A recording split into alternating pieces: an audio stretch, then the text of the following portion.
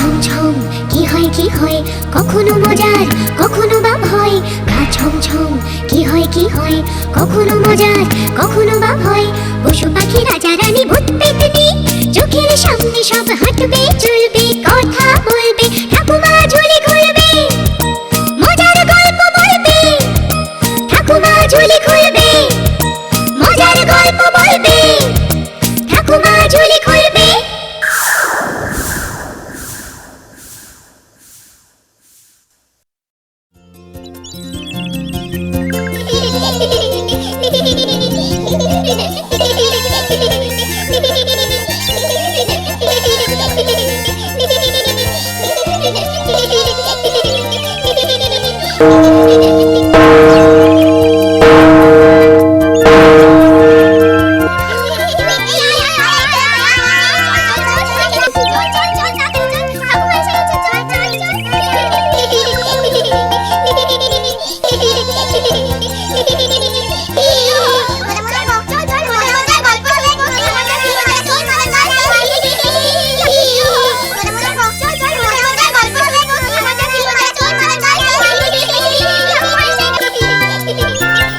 সবাই এসে গেছো? এবার তাহলে চুপ করে বসো, আমি আমার ঝুলি থেকে গল্প বার করি। শোনো, বহুকাল আগে পলাশপুর নামক গ্রামে বাস করত এক ব্যাধ। সে আর তার বউ মিলে জঙ্গলে জঙ্গলে ঘুরে পাখি ধরত। তারপর সেই পাখিগুলোকে হাটে বিক্রি করে সংসার চালাতো। একদিন হলো কি, আজ কি হলো বলো তো? একটা পাখিও ফাঁদে পড়লো না। সূর্যি পশ্চিমে গেছে, এখন কোনো পাখি ধরা দিলেও তা আর হাটে বেচা যাবে না। এইটুকু পাখি মেরে লাভ কি? ওর প্রাণটাও যাবে আর আমাদের পেটও ভরবে না।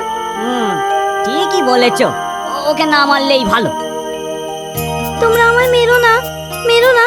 আমায় রাজার কাছে নিয়ে গেলে তিনি অনেক দামে আমায় কিনে নেবেন। ও মা, পাখিটা কি সুন্দর মানুষের মতো কথা বলে গো। তুমি কি পাখি গো? আমি সুখ পাখি। আচ্ছা সুখ পাখি, রাজার কাছে গিয়ে তোমার কত দাম চাইবো? সেসব আমিই বলবো, তোমরা শুধু আমায় রাজার কাছে নিয়ে চলো।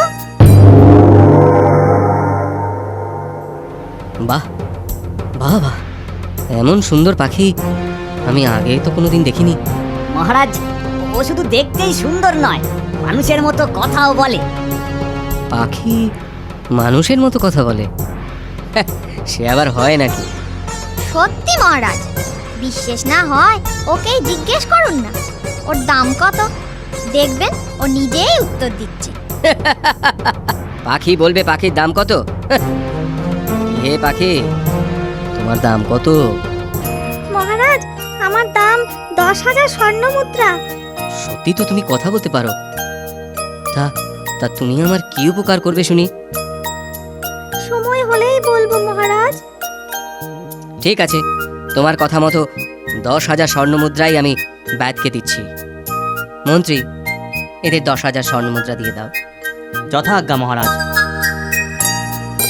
দেখেছো রানী, কি সুন্দর পাখি। আপনি নিশ্চয়ই আমায় উপহার দেবেন, তাই না? রানী, তুমি যা চাও তাই পাবে, তবে এই পাখিটি নয়। তাছে তুমি বরং এই সুখ পাখির একটা সুন্দর নাম দাও। আপনার প্রিয় পাখির নাম আপনিই ভাবুন, আমি নাম রাখলে আপনার পছন্দ হবে না। মহারাজ, যদি কিছু মনে না করেন আমি বলি। বলো বলো সুখ পাখি, কি নামে তোমায় আমি ডাকবো? আপনি হীরকরাজ, আর আমি আপনার মনের মতো পাখি, তাই আমাকে হিরেমন বলেই ডাকবেন। শুনলে রানী, শুনলে? আমার মনের মতো নাম হিরেমন, তাই না রানী? আপনার যখন পছন্দ হয়েছে, না বলার কি উপায় আছে মহারাজ? কি নির্লজ্জ বেয়াদব পাখি, লজ্জাও করে না নিজের নাম নিজে রাখতে। যেদিন থেকে ওই অলক্ষণে পাখিটা এসেছে, সেদিন থেকে মহারাজ আমার দিকে ফিরেও তাকান না। দুঃখ করবেন না রানীমা, সুযোগ বুঝে পাখিটাকে শায়েস্তা করলেই আপনার সুদিন ফিরবে। শোনো রানী, আজ আমি মৃগয়া যাব। আমার হিরেমন তোমার কাছেই থাকবে। দেখো ওর যাতে কোনো অযত্ন না হয়। অযত্ন কেন করব মহারাজ? আপনার প্রিয় পাখি, তাকে কি অযত্ন করতে পারি? ঠিকই তো। যাও হিরেমন, দুটো দিন তুমি রানীর কাছেই থাকো। বিদায় মহারাজ। আচ্ছা বলো তো, আমার থেকে সুন্দরী এই জগতে আর আছে কিনা?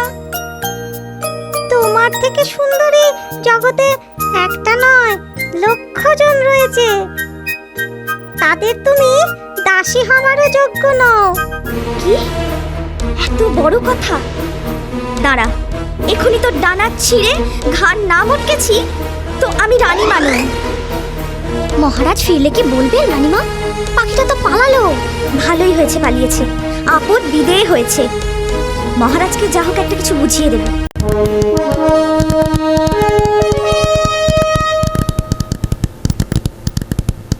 রানী, রানী, বলুন মহারাজ। আমার হিরেমন কোথায়? ওর কোনো সাড়া পাচ্ছি না কেন? ওকে কত বারণ করলাম, চিন্তা করো না, বিচলিত হইও না। মহারাজ মৃগয়া থেকে আজ নয় কাল ঠিকই ফিরে আসবেন। কিন্তু কি শুনি কার কথা, ফুরুত করে কোথায় উড়ে গেল আপনাকে খুঁজতে। আমাকে খুঁজতে? আগে হ্যাঁ মহারাজ, বিশ্বাস না হয় দাসীকে জিজ্ঞেস করুন। হ্যাঁ মহারাজ, রানীমা সত্যি কথাই বলছেন। না না না না, এ হতে পারে না।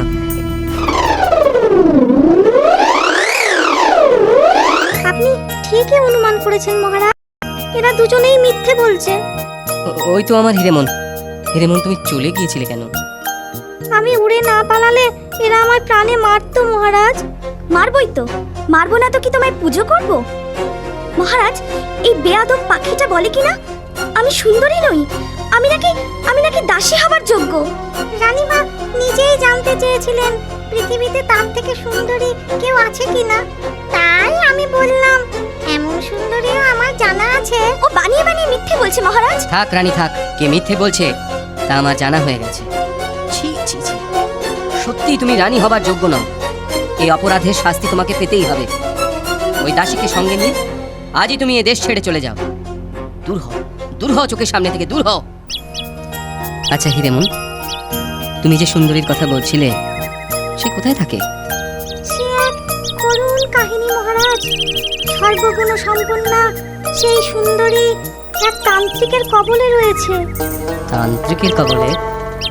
হ্যাঁ মহারাজ, সেই তান্ত্রিক সব সাধনা করে, শয়তানের পুজো করে তাকে তুষ্ট করতে নরবলি দেয়। সুন্দরী সুনেত্রাকে সে নজরবন্দি করে রেখেছে, আসছে অমাবস্যায় বলি দেবে বলে। তাকে উদ্ধার করা যায় না? সে অনেক দূরের পথ, তেপান্তরের মাঠ পেরিয়ে যেতে যেতে অমাবস্যা পার হয়ে যাবে। তোমার তো অনেক বুদ্ধি হিরেমন, একটা উপায় বলো না, কিভাবে ওই রক্তলোচনের হাত থেকে সুনেত্রাকে উদ্ধার করা যায়? একটা উপায় আছে মহারাজ, দরকার একটা পক্ষীরাজ ঘোড়া। পক্ষীরাজ ঘোড়া?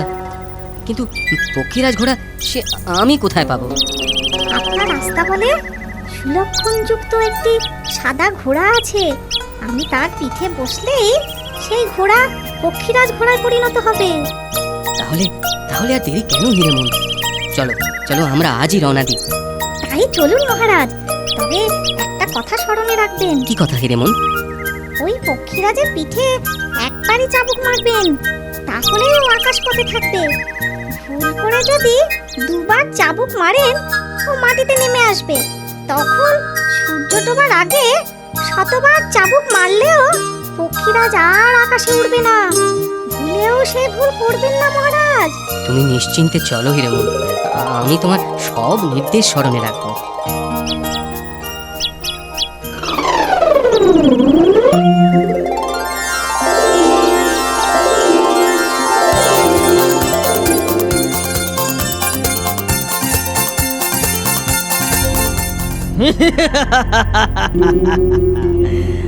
আর মাত্র একটি রাত, তারপরেই অমাবস্যার রাত। আর সেই রাতেই তোমায় বলি দিয়ে আমি হব সর্বশক্তিমান তান্ত্রিক। এই জঙ্গলে কেউ তোমায় রক্ষা করতে আসবে না, বুঝলে সুন্দরী? ভগবান আছেন, আমি কোনো পাপ করিনি, তিনি নিশ্চয়ই এই অন্যায় হতে দেবেন না। ভগবান? পাপ? অন্যায়? চিরকাল জগৎ শাসন করে এই শয়তানেরাই তোমার ভগবান নয়। যাক যাক, এসব কথা। তুমি কিন্তু পালাবার চেষ্টা করো না, করলে হিংস্র জানোয়ারেরা তোমাকে ছিঁড়ে ছিঁড়ে খাবে। ফিরে এসে তোমাকে যেন এভাবেই দেখতে পাই। আর মাত্র একটা রাত, তারপরেই দীপান্তরের মাঠ পেরিয়ে এলাম। শয়তানের জঙ্গল আর বেশি দূরে নেই। ওই তো জঙ্গলের মাঝে খানিকটা খালি জায়গা দেখা যাচ্ছে। তাই তো, চলো পক্ষীরাজ, শীঘ্র সেখানে চলো। সুন্দরী সুনেত্রা, আমরা তোমায় উদ্ধার করতে এসেছি। সুখ পাখি, তুমি এসেছো? তোমরা পালাও, শয়তান তান্ত্রিক এসে পড়লে আর রক্ষে থাকবে না। ভয় পেও না সুন্দরী, তোমাকে উদ্ধার করে তবেই আমরা ফিরব। আপনার পরিচয়? পরে সব জানতে পারবে। এখন সর্বপ্রথম কাজ তোমায় মুক্ত করা। এ কি করলেন মহারাজ? এবার সূর্য ডোবার আগে আর পক্ষীরাজ আকাশে উঠতে পারবে না। নিচে ওই শয়তান তান্ত্রিককে দেখা যাচ্ছে, আর রক্ষে নেই। এবার উপায়? হিরেমন, কিছু একটা করো। আমায় ভুল বুঝবেন না মহারাজ, আমার পাখা আছে, আমি আপনাদের ছেড়ে কোথাও লুকিয়ে পড়ি, সময় মতো দেখা দেবো। এ কি তুমি? সঙ্গে এ আবার কে? এত বড় স্পর্ধা, আমার কথা অমান্য করে ফাঁকি দিয়ে পালানো? ভালোই হলো, তোর মতো শয়তানকে শায়েস্তা না করে চলে যাচ্ছিলাম। এখন মর আমার হাতে। সাবধান মহারাজ, তান্ত্রিক অনেক মায়া জাদু জানে। কে কার হাতে মরে এখন দেখ। হার খটমট খটর মটর, মরার খুলি চটর পটর, কঙ্কালেরা নাচতে থাক, মানুষ ঘোড়া পাথর থাক। এরা তো সবাই পাথর হয়ে গেল। আজ রাতে শয়তান তান্ত্রিকটা ঘুমোলে ওই কমণ্ডলটা হাতিয়ে নিতে হবে। এখন বাবা চুপচাপ লুকিয়ে থাকি। ভালোই হলো, কাল অমাবস্যার রাতে একেবারে তিনটেকেই বলি দেব। ততক্ষণ ওরা পাথর হয়েই থাক। তারপর আমি হব জগতের সর্বশক্তিমান তান্ত্রিক। যাক, এবার নিশ্চিন্তে এই রাতটা ঘুমিয়ে নে। কাল শয়তান প্রভুর পুজোয় রাত জাগতে হবে। শয়তান তান্ত্রিকটা নিশ্চয়ই ঘুমিয়েছে। এই সুযোগে কাজ সারতে হবে। যাই, আর বিলম্ব নয়।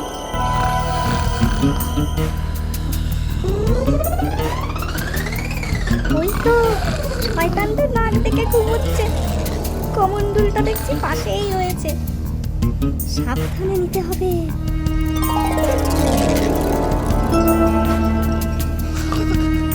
কে রে? কে আমার ঘুম ভাঙালি? তোর জম।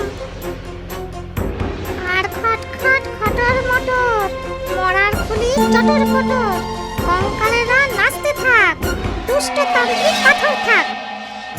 শয়তান তান্ত্রিক চিরকাল এভাবে পাথর হয়ে থাকুক। আমি যাই মহারাজ ও সুনেত্রার কাছে ওদের প্রাণ প্রতিষ্ঠা করতে। হার খট খট খটর মটর, মরার খুলি চটর পটর, কঙ্কালেরা নাচতে থাক, মানুষ ঘোড়া পরাণ পাক। হিরেমন, সত্যি তুমি উপকারী বন্ধু। তোমার এই উপকার আমরা জীবনে ভুলবো না।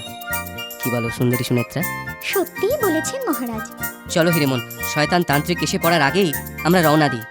সূর্য তো ডুবেছে, এখন নিশ্চয়ই পক্ষীরাজ আকাশে উঠবে। নিশ্চয়ই উঠবে মহারাজ, কিন্তু আগের ভুল করবেন না যেন। ধন্যবাদ হিরেমন। চলুন মহারাজ, চলো সুনেত্রা, এবার ফেরা যাক। তাই চলো হিরেমন। পক্ষীরাজ আকাশপথে ফিরে চলে। চাঁদ শূন্য আকাশ হাজার তারায় ঝলমল করে ওঠে। প্রাসাদে ফিরে শুভ দিন দেখে হীরক রাজার সঙ্গে সুন্দরী সুনেত্রার বিবাহ হয়। আর হিরেমন রাজা রানী মন্ত্রী প্রজা সকলের চোখের মণি হয়ে সুখে দিন কাটাতে থাকে। আমার কথাটি ফুরলো, লুটে গাছটি মুড়লো।